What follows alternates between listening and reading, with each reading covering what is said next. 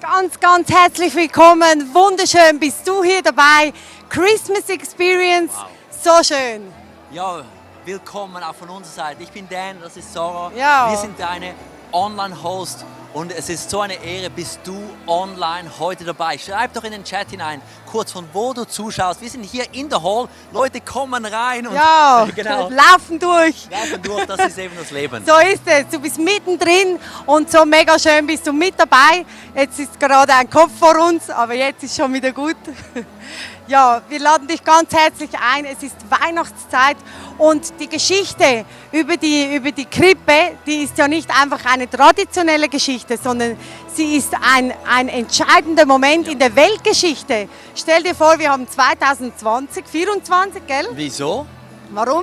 Weil Jesus geboren ist. Seit da an zählt das. Und wir laden dich heute einfach ein, diese Geschichte zu begegnen, dich einzulassen auf diese Geschichte. Und das ist mega schön, da freuen wir uns.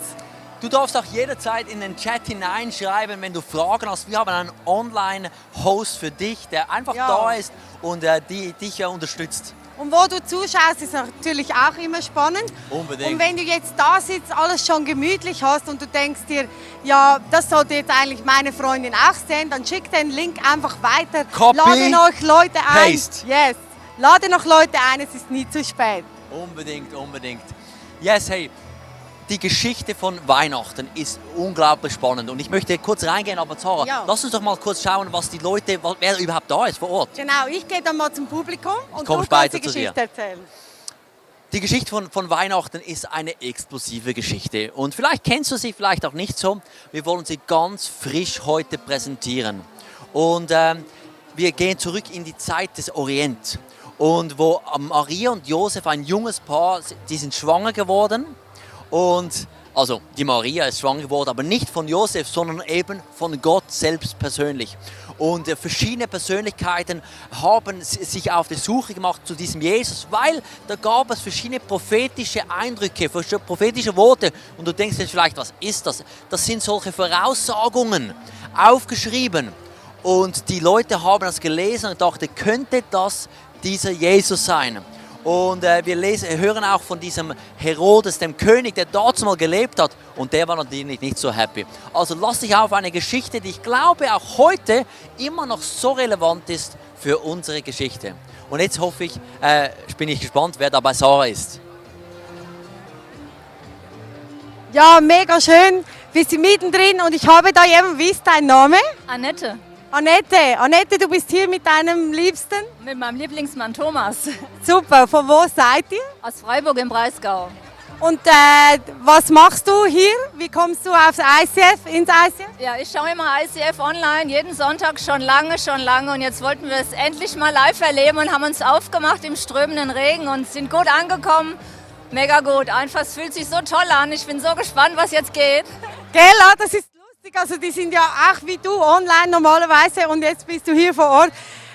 Wie erlebst du das sonst zu Hause?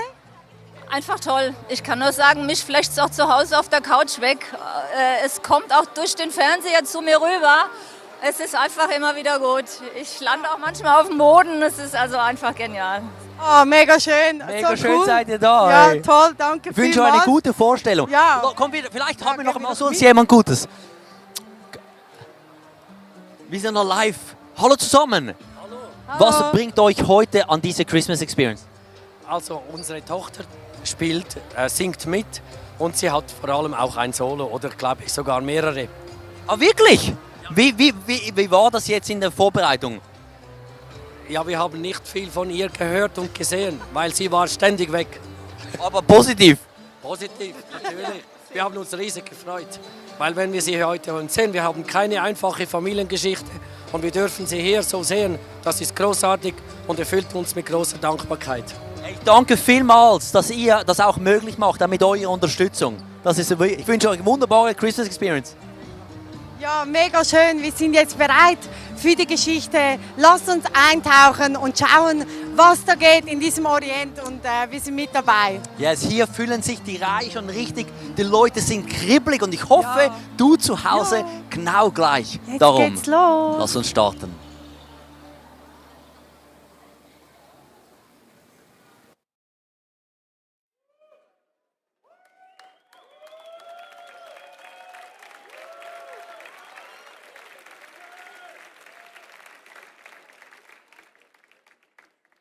Am Anfang war das Wort.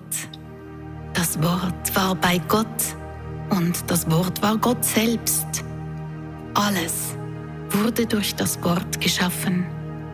In ihm war das Leben und dieses Leben war das Licht für alle Menschen. Es leuchtet in der Finsternis und die Finsternis konnte es nicht auslöschen.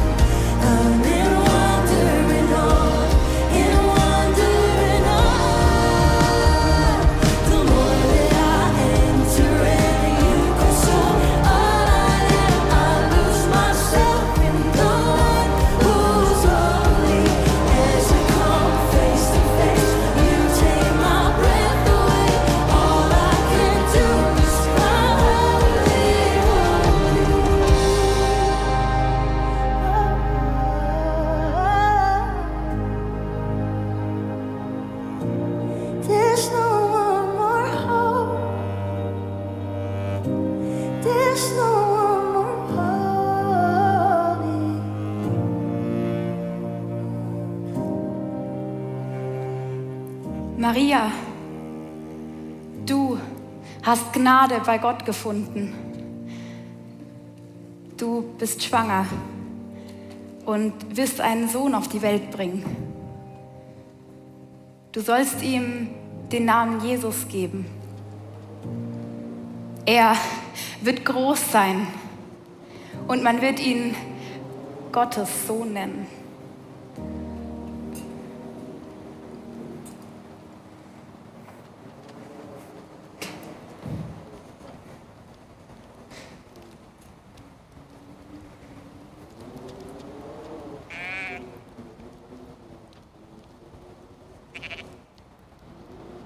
Könntest du noch etwas Holz holen im Wald?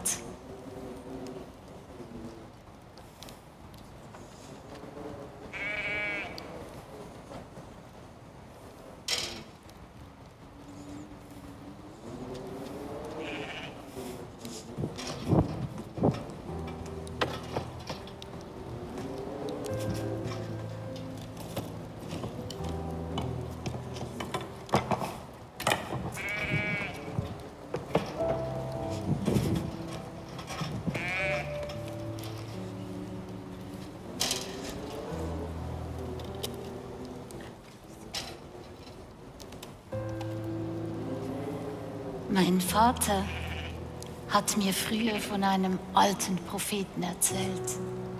Dieser Prophet hat gesagt, aber die Zeit der Dunkelheit und der Hoffnungslosigkeit wird einmal ein Ende haben. Das Volk, das in der Finsternis lebt, wird ein großes Licht sehen. Hell strahlt es über denen, die ohne Hoffnung sind. Was ist das für ein Licht? Es wird heller leuchten als die größte Laterne. Aber egal wie groß eine Laterne ist, irgendwann ist sie ja ausgebrannt. Es ist auch keine Laterne. Wenn dieses Licht kommt, wird es niemals auslöschen. Und wann kommt's? Du stellst viele Fragen. Es ist Zeit für dich zu schlafen.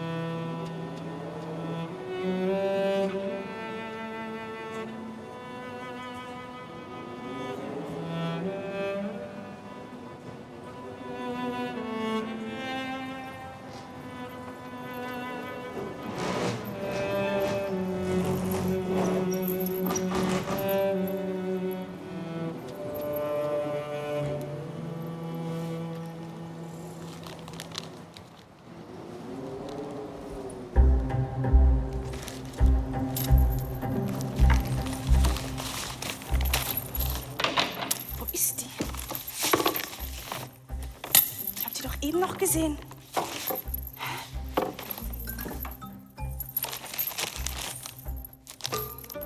Oh, nein. Jetzt ist der Stern endlich hier. Der, auf den wir schon so lange gewartet haben. Und ich finde diese dazu passenden, verflixten Schriftrollen nicht. Und du? Hilfst du mir eigentlich auch noch? Genau.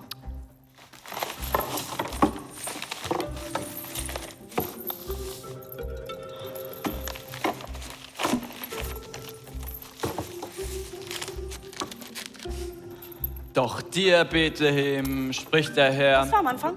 Doch. Nein, wem? Ja, dir. Wem in der Schriftrolle? Bethlehem, sag ich ja. Zeig mal. Doch, das ist sie. Doch dir, Bethlehem, spricht der Herr. Du bist zwar zu klein, um unter die großen Städte Judas gezählt zu werden. Dennoch wird aus dir einer kommen, der über mein Volk Israel herrschen soll. Seine Herkunft liegt bis fern in die Vergangenheit zurück. Ja, bis in die Urzeit. Denn uns wurde ein Kind geboren. Die zweite Schriftrolle. Uns wurde ein Sohn geschenkt. Auf seinen Schultern ruht die Herrschaft. Er heißt wunderbarer Ratgeber, ewiger Vater, starker Gott, Friedensfürst. Das ist es. Der Stern. Er erfüllt die Prophezeiung. Ein Kind in Bethlehem.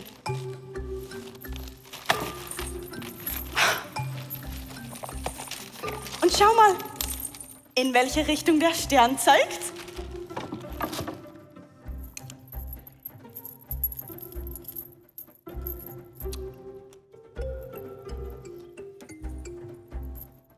Ja schon, aber Bethlehem? Echt jetzt? Da gibt es doch mehr Schafe als Menschen und schon gar kein König. Bethlehem?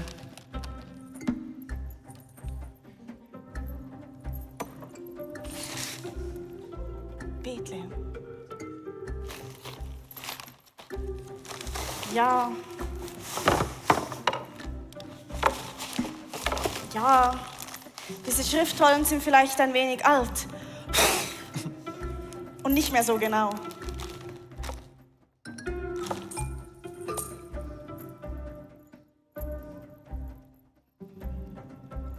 Bethlehem.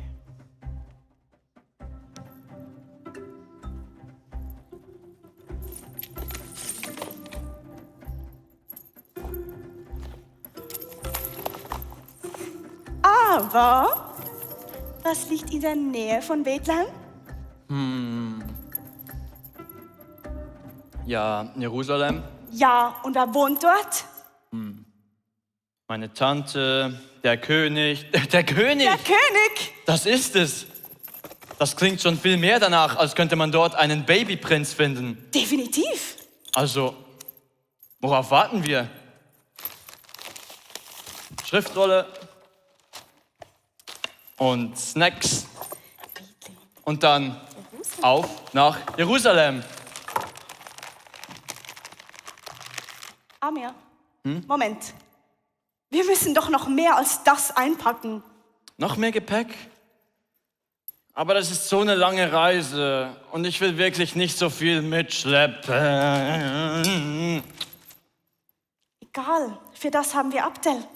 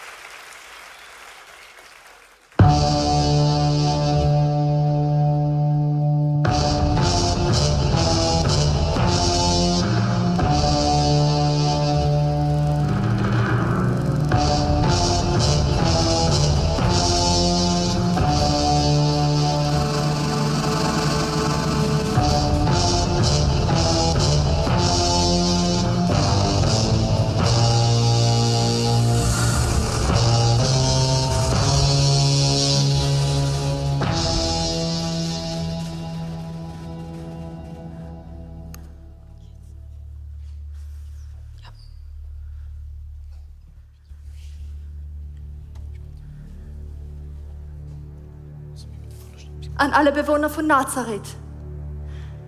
Im Namen des Kaisers Augustus aus Rom wird eine Volkszählung angekündigt. Jeder Mann muss mit seiner Frau und seinen Kindern in die Stadt seiner Vorfahren reisen und sich dort eintragen lassen. Wer sich weigert, der wird hart bestraft. Josef, deine Vorfahren sind doch aus Bethlehem. Die Reise ist viel zu lang. Ich weiß. Das können Sie uns doch nicht antun. Und was ist, wenn diese Reise mehrere Tage dauert? Ja, dann würde ich mich jetzt besser mal auf den Weg machen. Ja, aber meine Frau ist hochschwanger. Kann ich etwas dafür, dass deine Frau schwanger ist? Ja, kann ich etwas dafür, dass meine Frau schwanger ist? Das ist ein Befehl aus Rom.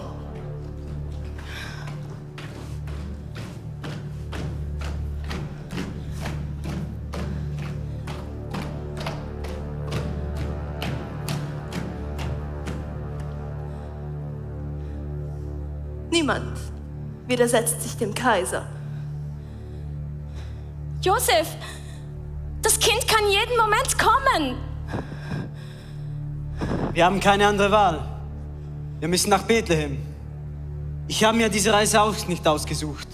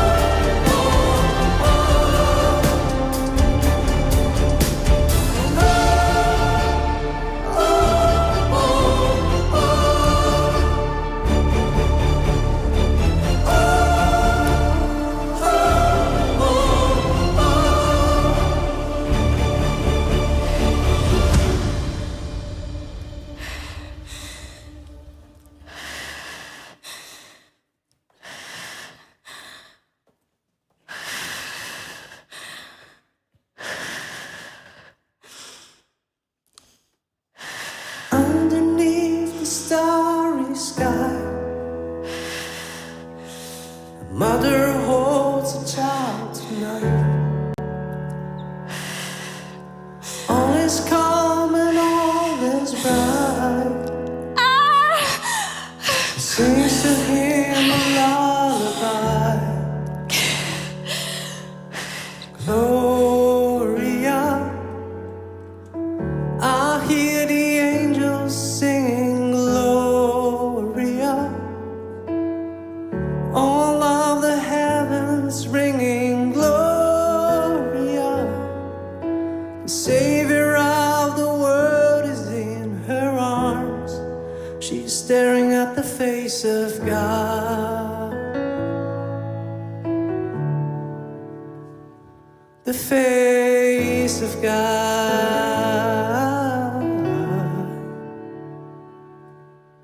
She looks upon the great I am, the gift of heaven in her hand, born to save the sons of earth. He was born to give them second birth. Oh, Gloria, I hear the angels singing Gloria.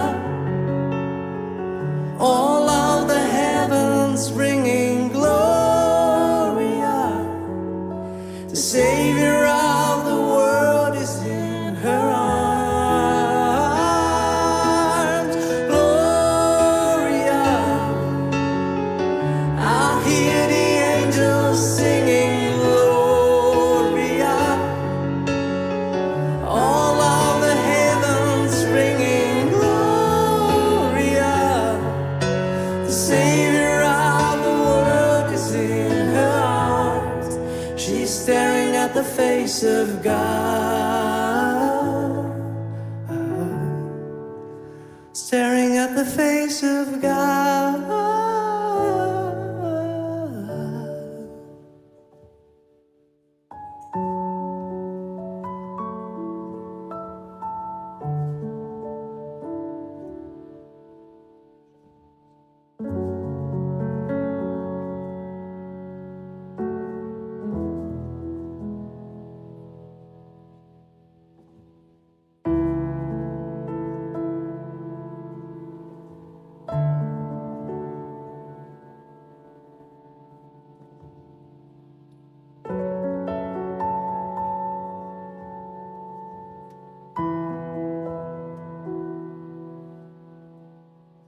Das wahre Licht ist der in die Welt gekommen ist, um für alle Menschen das Licht zu bringen.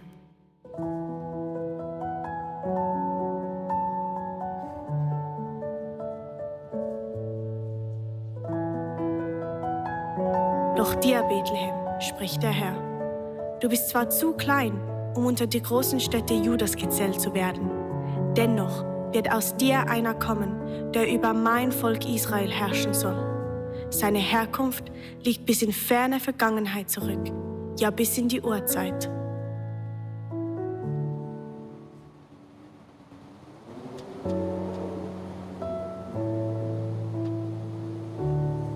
Denn uns wurde ein Kind geboren, uns wurde ein Sohn geschenkt. Auf seinen Schultern ruht die Herrschaft. Er heißt wunderbarer Ratgeber, ewiger Vater, starker Gott, Friedensfürst.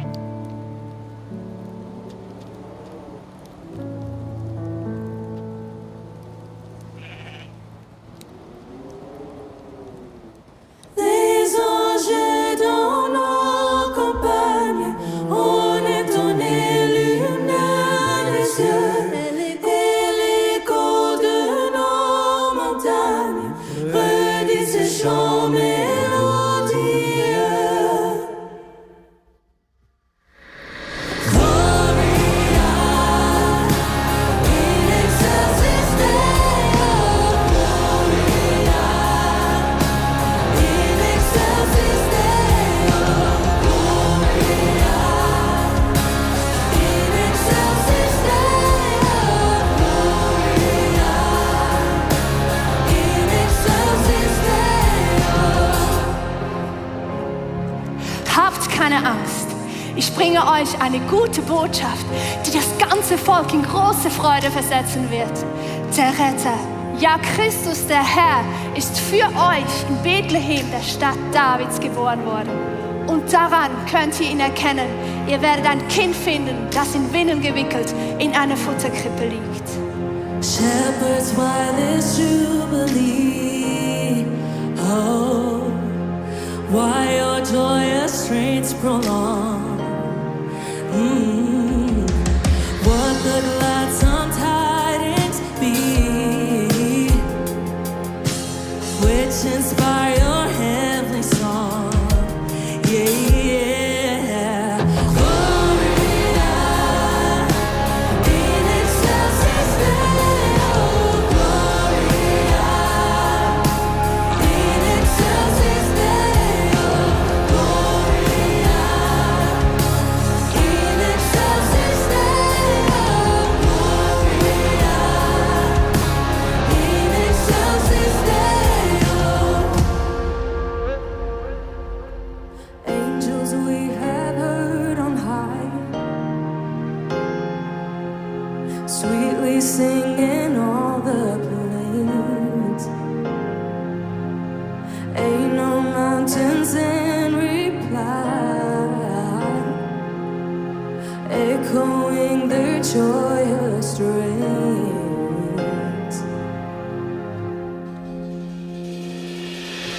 Gloria in excelsis Deo. Gloria in excelsis Deo. Gloria in excelsis Deo. Gloria in excelsis Deo.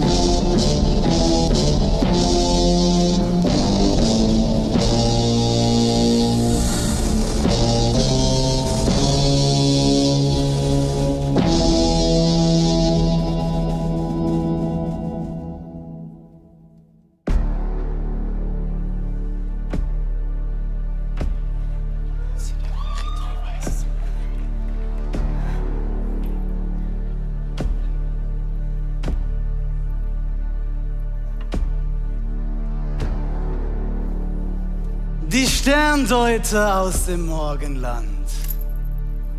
Von euch sprechen viele. Doch ich dachte, ihr wärt zu dritt. Zu dritt?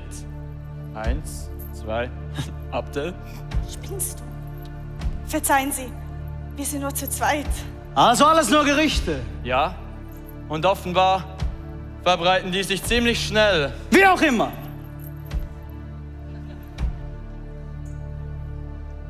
Was führt euch zu mir? Eine Prophezeiung. Eine Prophezeiung? Sie besagt, dass wir hier den neuen König der Juden finden werden. Wir haben seinen Stern aufgehen sehen und sind aus dem Osten hierher gereist, um ihm die Ehre zu erweisen. den König der Juden. Er steht vor euch.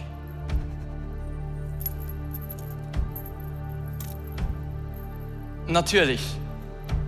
Die Prophezeiung spricht nun aber von einem neugeborenen König. Da ist euer Stern schon etwas spät. Meine Kinder sind schon lange erwachsen. Doch von was für einer Prophezeiung sprecht ihr? Hauptsächlich aus den Schriftrollen von Micha und Jesaja. Micha und Jesaja.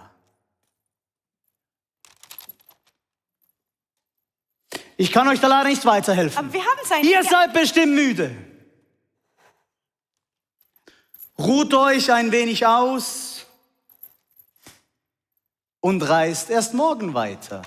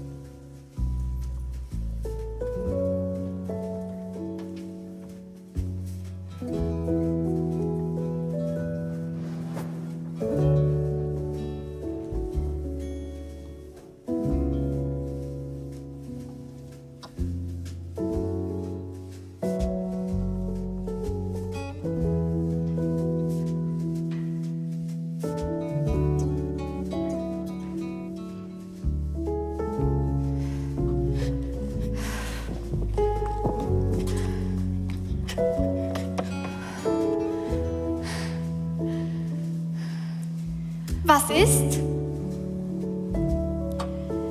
Ich glaube nicht, dass das der richtige Ort ist. Aber die Engel haben doch gesagt, dass... Nein, ich glaube nicht, dass das für uns der richtige Ort ist. Wir haben Christus nichts zu bringen.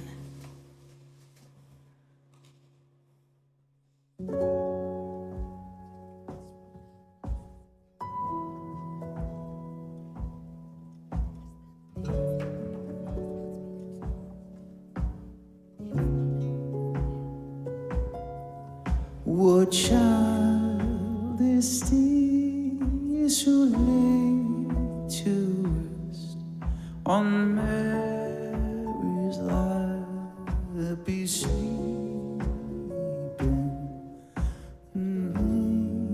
Angels grieve with anthems sweet, while shepherds watch or keep.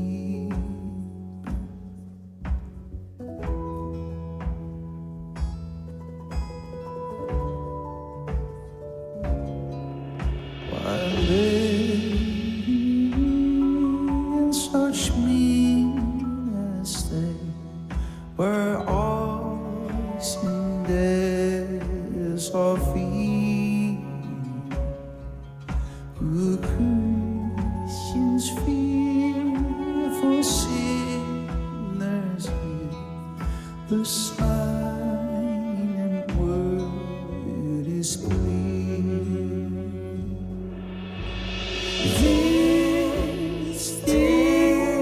This Christ the King, who shepherds watch and angels sing.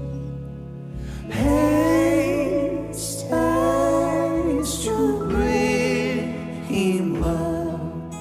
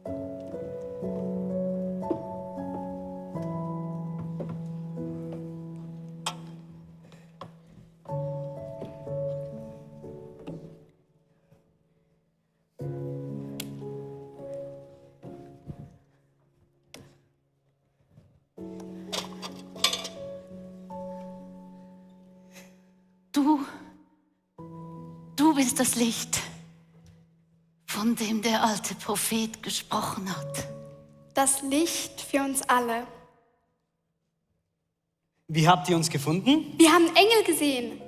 Sie verkündeten uns die gute Nachricht vom neugeborenen Retter und dass er in Windeln gewickelt in einer Futterkrippe liegt. Und dann haben wir den Stall gesehen, hinter der Brücke. Und die Engel sangen von der Herrlichkeit Gottes und dass dieses Kind Frieden auf Erden bringen wird. Oh, danke.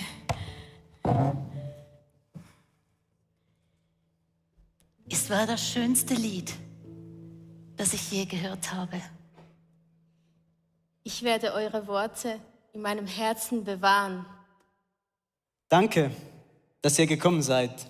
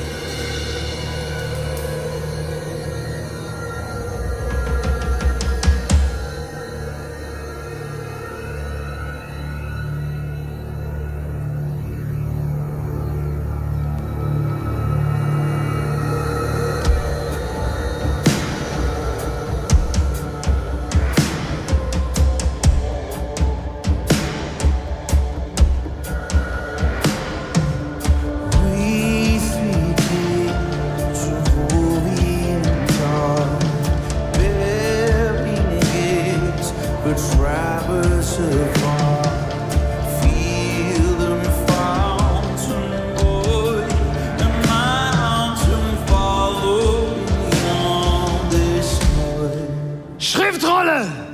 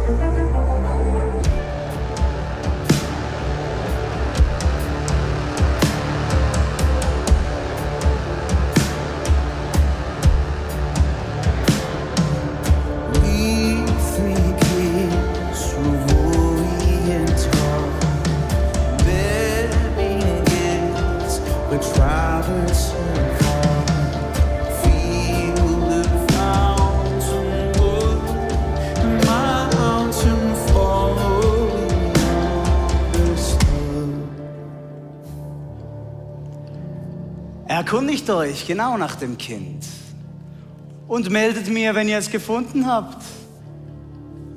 Auch ich möchte ihm alle Ehre erweisen.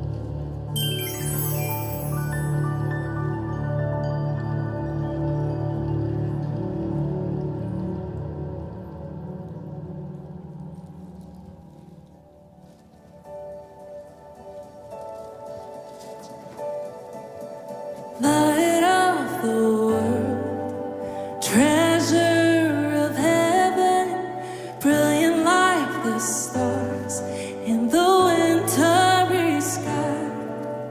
Joy of the Father, reach through the darkness, shine across the earth, send the shadows to fly.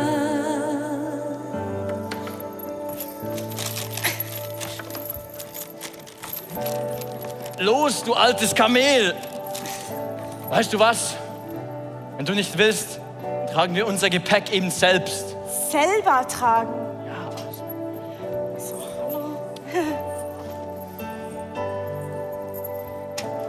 Danke. Super.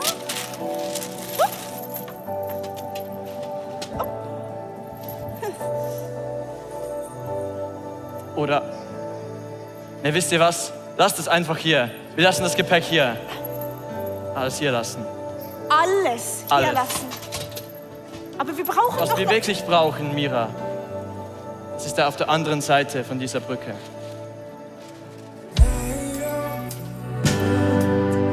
From the beginning, the tragedies of time were no match for your love.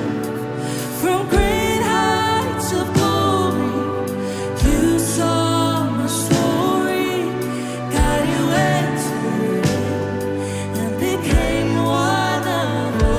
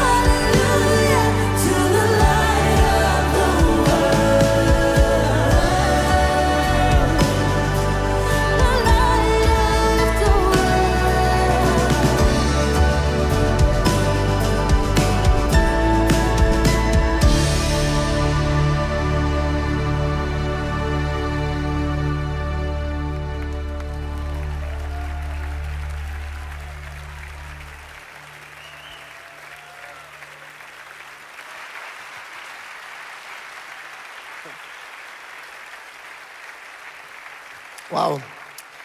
So, die Weihnachtsgeschichte hat mega, mega viele Aspekte. Und ich habe schon als kleines Kind gedacht, warum ist die Geschichte so kompliziert? Gott hätte uns allen ein E-Mail schicken können, hat schreiben können, Baby Messias gekommen.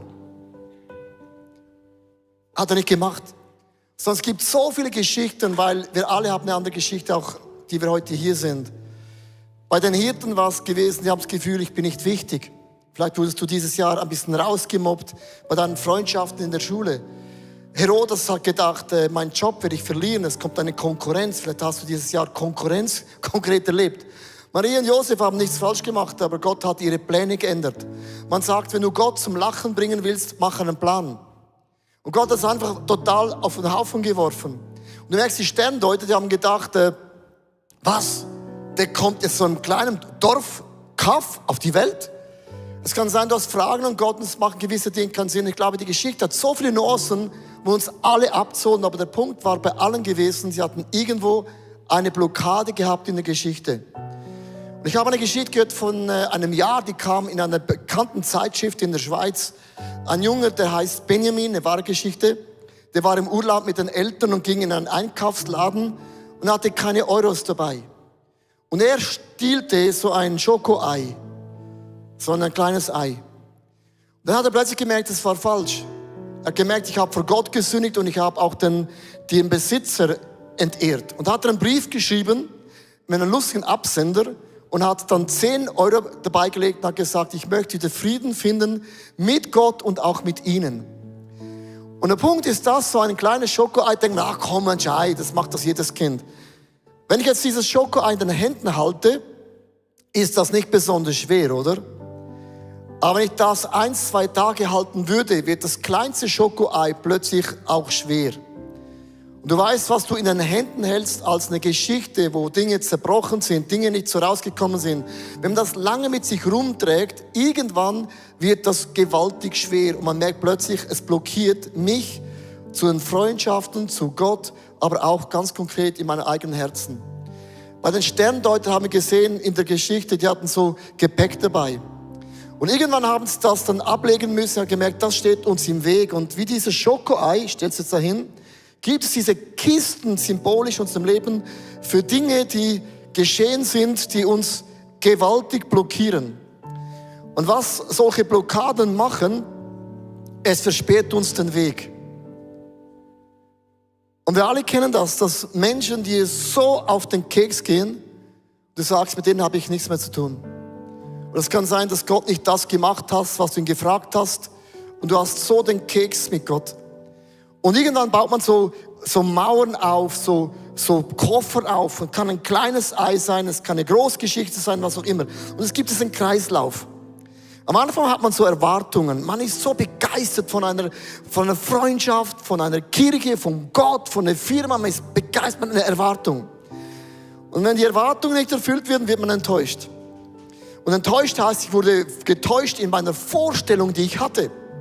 Und wenn man enttäuscht wird, dann zieht man sich zurück. Und zurückziehen bedeutet, man baut so eine Mauer hin. Und wenn man sich dann zurückzieht, das würde noch gehen, man wird bitter. Und wehe, wenn dieser Name fällt, da steigst du um 180 Grad hoch. Oder wehe, jemand sagt das, wirst du wütend. Und du hast eigentlich 2 Möglichkeiten. Entweder man erneuert das, man nimmt das wieder weg, oder der Kreislauf wiederholt sich ganz konkret nochmals in deinem Leben, so ein Kreislauf. Und es gibt auch in der Psychologie gibt es so 3 Sätze, ich habe die aufgeschrieben. Der weise Mensch, der lernt und wächst aus den Fehlern, oder? Das ist der Weise, zu denen gehören wir alle. Der Narr, er wird negativ und er beginnt sich selber zu blockieren. Aber der Dumme, er zerstört und hinterlässt gewaltiges Chaos. Und verletzte Menschen sind Menschen, deren Träume, Wünsche, Ideale, was auch immer der Grund ist, zerplatzt ist. Und plötzlich dreht sich etwas in deinem Herzen. Ich möchte euch mitnehmen in meine Geschichte, ganz, ganz kurz, und zwar, wir haben bei uns in der Kirche am ersten Sonntag im Januar haben wir so einen Brauch, den machen wir schon seit uns ICF gibt. Wir haben so Bibelverse, die wir hinlegen und da kannst du einen ziehen. Das ist nicht so ein Orakel, sondern es sind so Verse, die uns ermutigt im nächsten Jahr. Und ich hatte am 1. Januar dieses Jahr besser gesagt, gezogen Offenbarung 19, Vers 7 und den fand ich recht cool. Da heißt es, lasst uns freuen und fröhlich sein und ihm die Ehre geben. Ich finde als Schweizer, Freude ist immer gut. Fröhlich zu sein, finde ich perfekt. Und ich gebe Gott die Ehre. Ich habe gesagt, das ist super Bibeltext, mit dem kann ich was anfangen. Den nehme ich, oder? Aber weil ich ja 4-mal predige, habe ich die Möglichkeit, 4-mal einen Bibeltext zu nehmen. So habe ich dann am Sonntagabend gedacht, ich ziehe nochmals eine, vielleicht habe ich noch einer, der noch konkreter ist. Und dann habe ich gezogen Johannes 16, Vers 22 und du wirst merken, es sind sehr, sehr ähnlich. Euer Herz soll sich freuen, ich glaube, Freude, da bin ich dabei, nehme ich, brauche ich. Und eure Freude soll niemand von euch nehmen.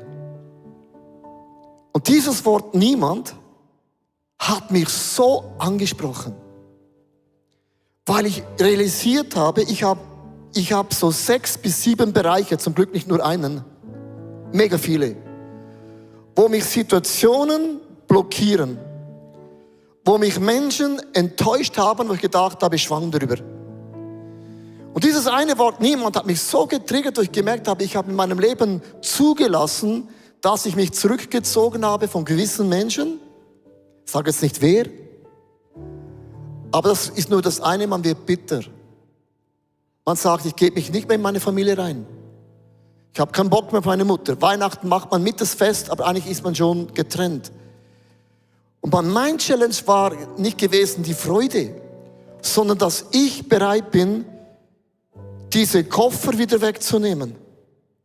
Und das macht nicht Gott für uns. Das ist eine Entscheidung, die ich getroffen habe. Und ich habe mich dann im Januar entschieden, ich muss und ich will nicht, dass diese Koffer, diese Dinge mich prägen, sondern ich habe mich entschieden, Gott, hilf mir, diese Dinge wieder wegzunehmen. Das hört sich jetzt einfacher an, als es ist. Und was dann geschieht ist, du öffnest wieder eine neue Brücke. Und wenn du plötzlich zurückschaust, denkst du, das hat mein Leben blockiert.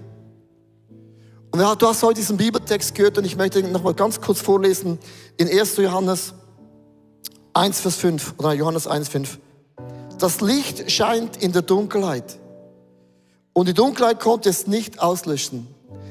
Was geschieht, wenn Gott zu dir spricht, dass du merkst heute, ich sollte meiner Frau, meinem Mann, meiner Ex, meinem Pastor, meiner Regierung, wen auch immer vergeben. Was nämlich dann geschieht, es entsteht eine Hoffnung. Und Hoffnung ist etwas, das kann man nicht erzeugen. Weil ein Funke von Licht, wenn es stockdunkel ist, ist das Licht stärker als jede Dunkelheit. Und wenn du heute dein Herz aufmachst und sagst, ich bin nicht mehr bereit, dass diese Menschen, die mich enttäuscht haben, die mich triggern, die mich verletzt haben, ich bin nicht bereit, dass das mein Leben blockiert, dann machst du dich auf einen neuen Weg, wo Gott nochmals Wunder in dir bewirken kann. Und was ich krass finde an Weihnachten, es ist eine so einfache Geschichte, weil Gott kam auf die Welt als ein Baby. Er hatte die gleichen Probleme wie wir, die gleichen Versuchungen wie wir, er wurde in allem wie wir, damit er uns verstehen kann. Ich werde dich nicht immer verstehen, was dein Problem ist und umgekehrt auch nicht, aber Jesus sagt, ich verstehe genau, was du meinst. Er wurde enttäuscht, er wurde verraten, er wurde schon als Kind verfolgt, hat noch gar nichts falsch gemacht. Und ich möchte dich heute einladen, dass du in einem Gebet Jesus die Chance gibst, Licht in deine Situation reinzubringen. Deine Geschichte ist nicht das Ende. Wenn du Gott erlaubst, nochmals ein Wunder zu bewirken. Und ich lade dich ein im Gebet, weil ich glaube, Gott erhört unser Gebet. Und es ist immer ein Dialog, wir sprechen und Gott spricht auch. Und ich lade dich ein, deine Augen ganz kurz dazu zu machen, auch online, mit mir zusammen zu beten, dass du deine Blockaden, und du kennst die, heute diesen Mut hast, zu sagen, Jesus, hier bin ich. Und du hast mich geformt im Leib meiner Mutter, du hast mich wunderbar gemacht. Und du siehst diese Dinge, die mich so unglaublich verletzen. Aber du siehst auch diese Dinge, wo ich andere Menschen verletzt habe. Und es tut mir leid, dass ich in diesen Blockaden mich fixiert habe. Und ich lege heute ganz bewusst meine Niederlage, meine Enttäuschung in deine Hände. Und du hast gesagt, du bist das Licht. Und du vertreibst diese Schwere, diese Hoffnungslosigkeit in mir.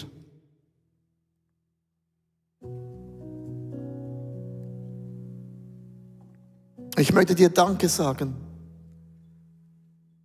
dass du vor mir einen Weg ebnest. Und du bist ein Gott der offenen Türen und auch ein Gott, der den Weg frei macht. Und ich werde mit deiner Hilfe diese Dinge loslassen. Weil deine Güte und deine Gnade haben niemals ein Ende. Ich möchte ganz bewusst einen Moment ruhig sein, wo ich dich einlade, ganz kurz dein Gebet Gott zu sagen. Er hört, er ist da.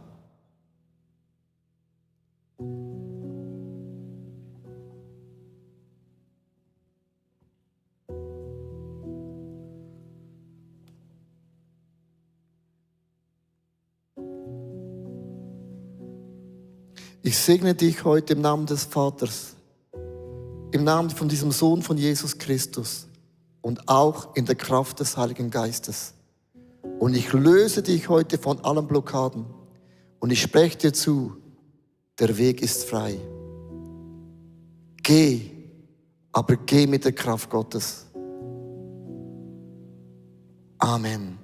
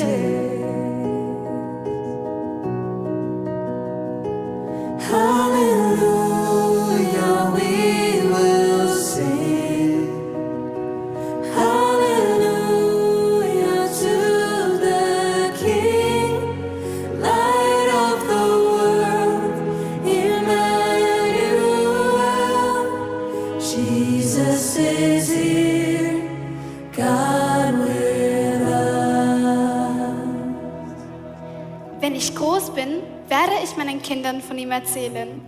Und was wirst du ihnen sagen? Dass wir ihn gesehen haben. Das versprochene Licht von der Welt, wovon die Propheten sprachen. Und dass er uns Hoffnung gab. Hoffnung, dass wir nicht mehr allein sind. The heart of the Father you reveal, all the kindness and mercy that's within, all the angels sing out your holy name, we will sing you praises, highest praises, hallelujah, we will sing, hallelujah, hallelujah to the King, light of the world, Emmanuel, Jesus is here, God with us.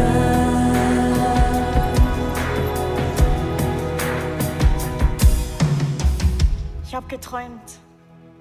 Same. Ich glaube, wir sollten nicht zurück zu Herodes. Same.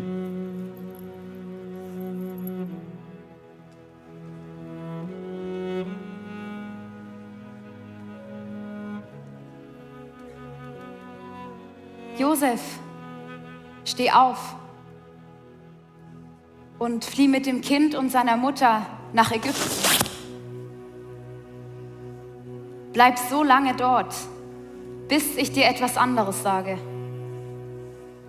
Denn Herodes lässt das Kind suchen und will es umbringen.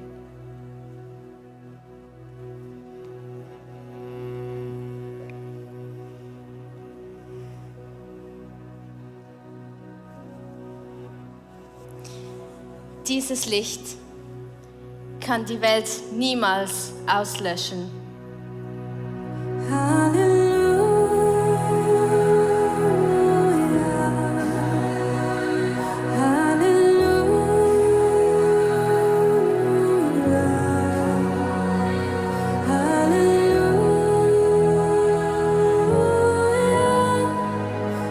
Jesus is here, God with us.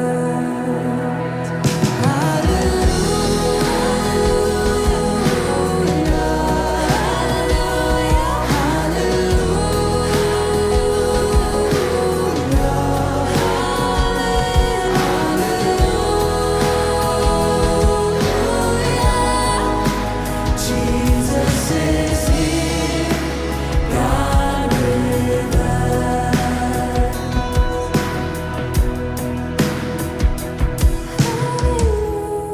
Hallelujah, we will sing. Hallelujah to the King, Light of the world, Emmanuel. Jesus is here, God with us. Jesus is here, God with us.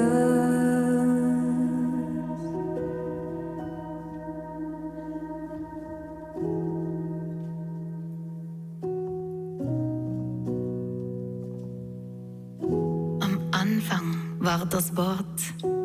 Das Wort war bei Gott und das Wort war Gott selbst. Alles wurde durch das Wort geschaffen. In ihm war das Leben und dieses Leben war das Licht für alle Menschen. Es leuchtet in der Finsternis und die Finsternis konnte es nicht auslöschen.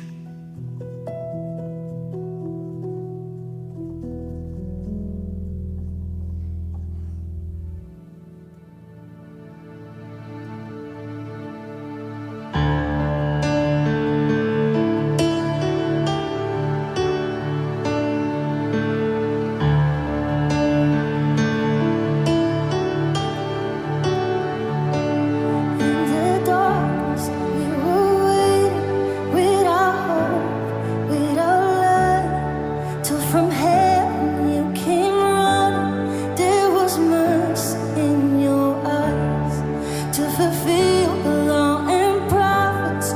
To a virgin came the word from a throne of endless glory to a cradle in the dirt.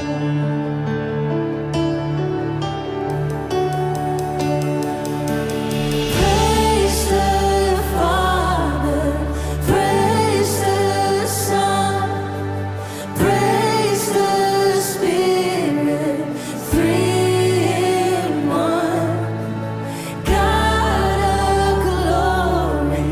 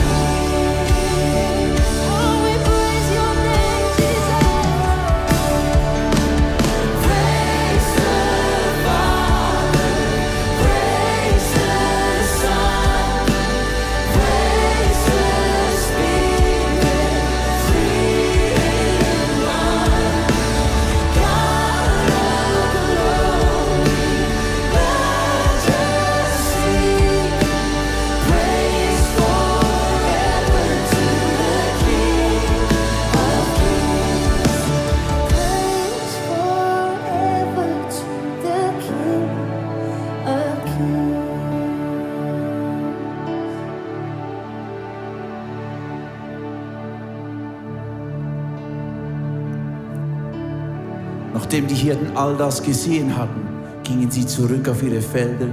Sie lobten und priesen Gott. Und genau das wollen wir jetzt gemeinsam tun. Deshalb laden wir dich ein, aufzustehen und mit uns zu singen.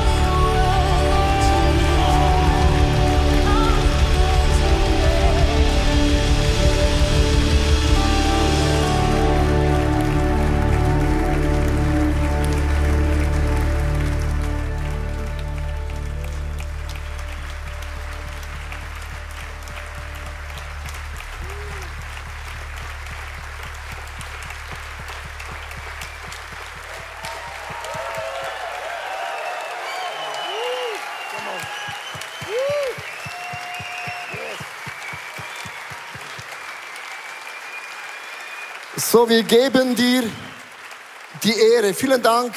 Du dürft nochmal ganz kurz Platz nehmen. Vielen Dank, wir geben dir die Ehre. Mega. Weihnachten hat so viele kraftvolle Aussagen und Lieder und Worship, das ist wirklich ganz, ganz gewaltig. Bevor wir zum Ende, Grande Finale kommen, haben wir uns so eine Gewohnheit, dass wir immer an Weihnachten, Ostern eine Bibel verschenken. Wenn du heute zum ersten Mal hast gesagt, ich mache mein Herz auf für die Sache Gottes, du hast vielleicht zum allerersten Mal dieses Gebet mitgebetet, werden oben und auch draußen werden Menschen stehen mit einer Bibel. Nimm das mit als unser Weihnachtsgeschenk für dich, damit du lesen kannst, die Weihnachtsgeschichte ist ein Gott, der gewaltig an dich glaubt. Wir sammeln jedes Jahr eine Kollekte ein, und zwar für 2 Dinge, um die Produktionskosten zu bezahlen. Und ich möchte sagen, ohne unsere Volunteers, die schon monatelang üben und proben, wäre das unten nicht finanzierbar. Möchte ich mal ganz bewusst betonen. Lass mal den Leuten Applaus geben. Das ist wirklich so. Das ist wirklich so. Come on, Heroes. Mega, mega krass.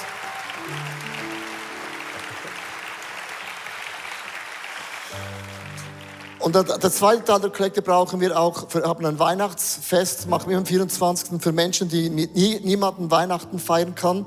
Haben wir wieder viele Volunteers, die Weihnachten verbringen mit Menschen, die einfach in einer Notsituation drin sind. Und ich lasse ganz kurz einen Clip, du hörst ein paar Stimmen, wo Leute sagen, was ihnen bedeutet, dass wir ihnen dieses Fest ermöglichen. Let's go, the clip. Also wir haben immer am 24. bei meiner Mutter gefeiert. Leider ist sie dieses Jahr verstorben und wir haben entschieden, dass wir die Weihnachten im ICF verbringen möchten. Für mich bedeutet es, mit anderen gehörlosen Geschwistern von der ganzen Schweiz hier zentral zusammenkommen, uns treffen, um Weihnachten zu feiern und das mit Gebärdensprache-Übersetzung. Ist die familiäre Situation nicht gerade einfach und so mit vielen Hochs und Tiefs. Und darum bin ich froh, dass ich hier in der Familie von Gott sein kann. Ich bin dafür, dass die Menschen nicht Weihnachten alleine verbringen sollen und deshalb habe ich meine Mutter eingeladen heute. Und das ist sehr wertvoll für mich. Auch schöne Atmosphäre. Ich habe mich richtig gefreut, hier zu sein, mit all diesen Leuten zu feiern. Also wirklich, diese Gemeinschaft ist so schön hier.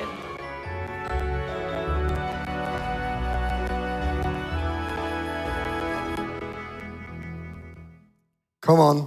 Applaus. Mega. Come on. Wow. Also einfach, dass du weißt, wir investieren die Kollekte, um die Umkosten zu zahlen und werden das ganze Fest bezahlen, dass nirgendwo alle Leute kommen können. Wir können super essen, super Getränke. Ich finde, das können wir mit ganz einfachen Finanzen Menschen eine Möglichkeit geben. Du hast 2 Möglichkeiten. Du kannst dein Smartphone nach vorne holen.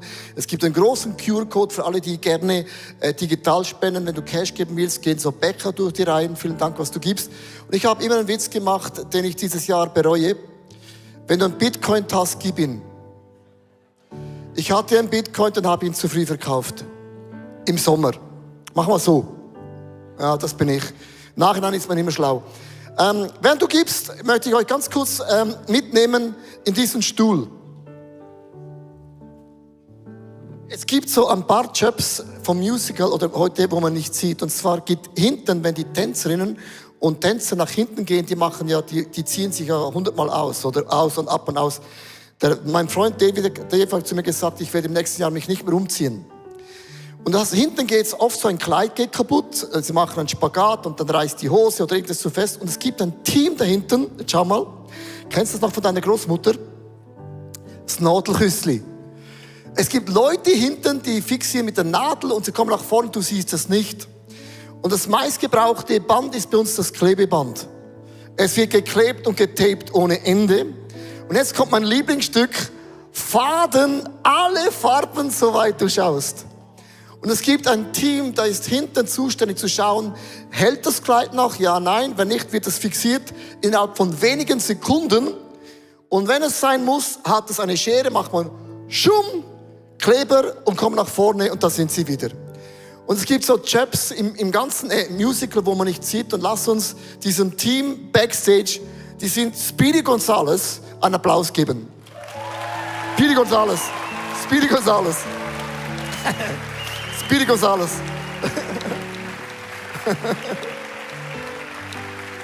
Ja. Ich bin wirklich dankbar für alles, was Menschen sich hineingeben. Wirklich, das ist krass. Auch das ganze Parking-Team. Und alleine die Autos hineinzubringen, das Parking ist wirklich, ich kann euch sagen, ein Riesenjob. Weil, also reinzufahren ist das eine, aber rauszukommen ist das andere. Und ich sehe da, bei Sonne, Wind, Wetter sind die immer da. Und manchmal, vor 3 Wochen, waren noch die Kühe draußen. Und da war immer eine Kuh, die war immer da und die hat immer geschaut. Und ich habe gesagt, gibst du dem Zucker oder Red Bull? Fütterst du die Kuh? Er hat gesagt, nein, ich bin so freundlich. Und lasst uns unserem Parking-Team einen Applaus geben. Die sind immer draußen. Bei Sonne, Wind, Regen, Schnee, immer. Immer da. Immer da. So, ihr Lieben, ich habe so gewaltig Bock für Weihnachten. Und am allerliebsten würde ich Weihnachten feiern mit den 3 Weisen. Leo, hast du es noch nicht geschnallt? Wir sind nicht zu dritt. Wir heißen auch nicht Melchior oder Balthasar oder... Kaspar. Wieso Aber nicht? egal. Merry Christmas! Let's dance!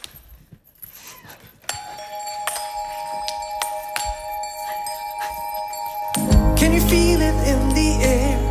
Joy is everywhere, it's Christmas. Everything is shining bright. Oh, what a glorious night, it's Christmas. It's the greatest time of the year. It's the greatest time of the year.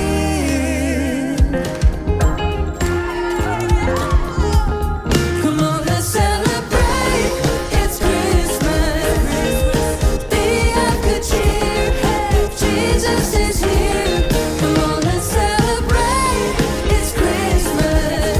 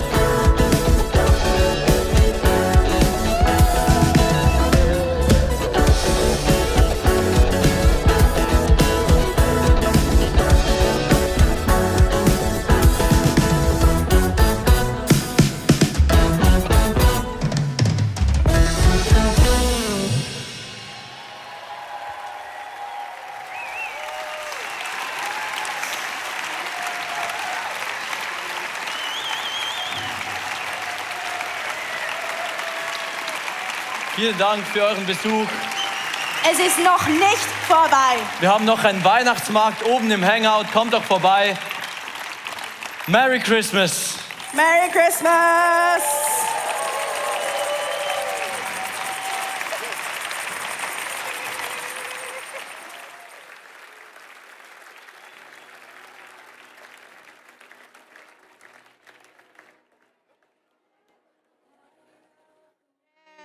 Wow, wie gut war das? Ey? Super, mega schön. Wow, das war sehr berührend. Mega schön, Dan. Unglaublich. Unglaublich. Ich bin so berührt von dieser Geschichte wieder einmal mehr. Einfach zu sehen, wie im Orient, wie das da abging. So schön, ne? Ja, es ist wirklich einfach, wir haben speziell geliebt, diese Tänzer. Ja.